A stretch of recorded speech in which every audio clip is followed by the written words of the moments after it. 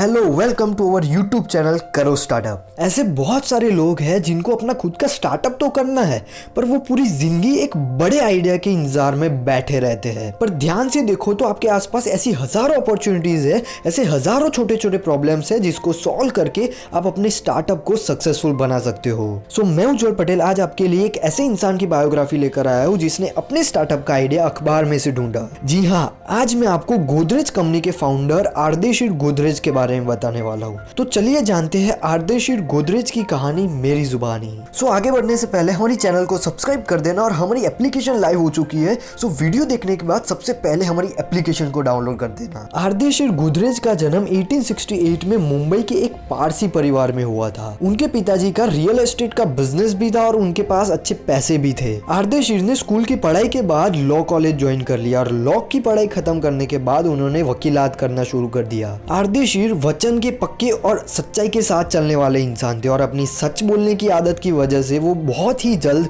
वकालत से दूर हो गए। वकालत का काम छोड़ने के बाद उन्होंने एक फार्मा कंपनी में केमिस्ट के असिस्टेंट की नौकरी करना शुरू कर दिया। पर उस वक्त आर्देशीर अपनी फैमिली के दूसरे लोगों की तरह बिजनेस करना चाहता था और उसी वजह से उनको नौकरी करते करते सर्जरी के ब्लेड और कैंची बनाने का आइडिया आया, क्योंकि उस वक्त ये चीजें सिर्फ ब्रिटिश कंपनी ही बनाया करती थी। पर इस आइडिया को एक्शन में बदलने के लिए पैसों की जरूरत थी जो आर्देशीर के पास नहीं थे, और पैसे उधार लेने के लिए वो अपने पिताजी के एक दोस्त मेरवान जी कामा के पास गए और उनको बिजनेस आइडिया बताया और 3000 रुपए उधार मांगे। तब कामा ने आर्देशीर को पूछा कि ये पैसे तूने अपने पापा से ना मांगकर मुझसे क्यों मांगे। तब आर्देशीर ने बोला कि अगर मैं मेरे पापा से पैसे मांगता तो वो मेरे लिए गिफ्ट होती, पर मुझे कोई गिफ्ट नहीं चाहिए, मैं अपना बिजनेस खुद खड़ा करना चाहता हूँ। ये जवाब सुनकर तुरंत कामा ने आर्देशीर को 3000 रुपए दे दिए और 3000 रुपए लेकर आर्देशीर जल्द ही सर्जरी इक्विपमेंट बनाने में लग गए और कुछ ही दिनों में उन्होंने उसके कुछ सैंपल भी बना लिए। और जब वो ये सैंपल लेकर एक ब्रिटिश कंपनी के पास गए तब उनको भी ये सैंपल बहुत पसंद आया, पर ब्रिटिश कंपनी ने उस इक्विपमेंट पर लिखा हुआ मेड इन इंडिया निकालने को बोल दिया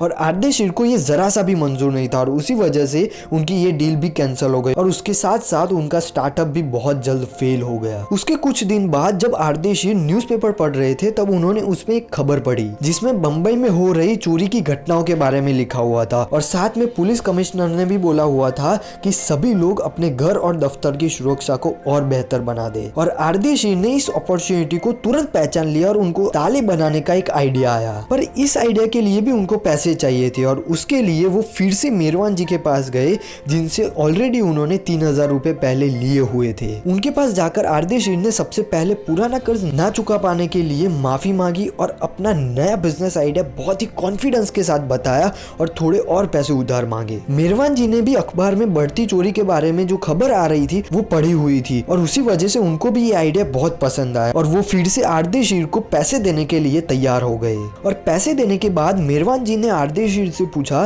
कि आपकी फैमिली में ताले बनाने वाले और कोई है या तुम पहले हो। तब आर्देशीर ने बोला कि मैं पहला हूँ या नहीं ये तो मुझे नहीं पता, पर आपकी मदद से मैं सबसे अच्छा ताले बनाने वाला जरूर बनकर दिखाऊंगा। उसके बाद आर्देशीर ने ताले बनाने का कामकाज शुरू कर दिया और उन्होंने गुजरात और मालाबार से 12 ट्रेंड कारीगर बुलाए और एंकर ब्रांड से ताले बाजार में सेल करना शुरू कर दिया। वो अपने ताले के साथ गारंटी लेटर भी देते थे जिसमें लिखा होता था कि हमारा हर ताला और उसकी चाबी यूनिक है, कोई दूसरी चाबी उसको खोल नहीं सकती। उस वक्त भारत में कोई कंपनी ऐसी गारंटी नहीं देती थी और उसी वजह से उनका ये भरोसा दिलाना और गारंटी कार्ड गोदरेज के लिए एक की पॉइंट बन गया, जिसकी वजह से उनके ताले बहुत ही ज्यादा बिकने लगे। अब भी आर्देशीर रुकना नहीं चाहते थे, उनके दिमाग में बहुत ही मजबूत और फायर प्रूफ लॉकर बनाने का आइडिया आया। इसके लिए बहुत सारी डिजाइन्स भी बनाई गई और कारीगरों के साथ बहुत सारी रिसर्च करने के बाद डिसाइड हुआ कि लोहे की सीट्स को बिना काटे लॉकर बनाया जाएगा और साल 1902 में लॉकर को बाजार में लॉन्च किया गया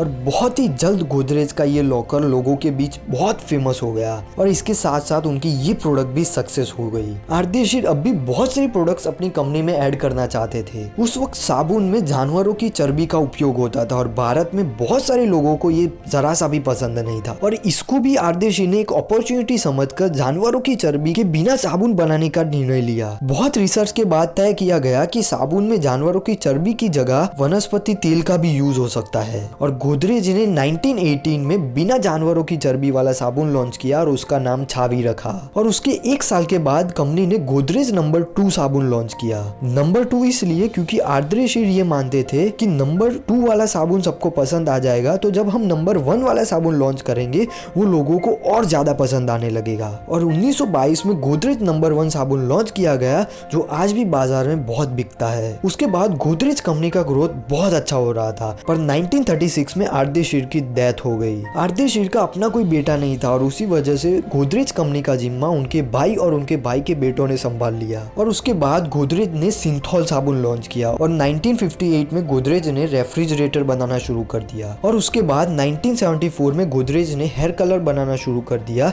जिसको लोगों ने बहुत पसंद किया। और 1994 में गोदरेज ने काला हिट, गुड नाइट जैसी प्रोडक्ट्स भी लॉन्च कर दी। और इसके साथ 2020 में गोदरेज कंपनी का रेवेन्यू $6 बिलियन से भी ज्यादा था। सो आर्द्रे शीर की लाइफ जर्नी से हमें सीखने को मिलता है कि स्टार्टअप करने के लिए जरूरी नहीं है कि बहुत बड़ा आइडिया चाहिए ही चाहिए, पर आप लोगों की छोटी छोटी प्रॉब्लम्स को सॉल्व करके भी अपने स्टार्टअप को सक्सेसफुल बना सकते हो। वीडियो पसंद आया तो वीडियो को लाइक करना और हमारी चैनल करो स्टार्टअप को सब्सक्राइब करके बेल बटन को क्लिक कर लेना, जिससे अगले जितने भी वीडियोस आए तब आपको नोटिफिकेशन मिल जाए।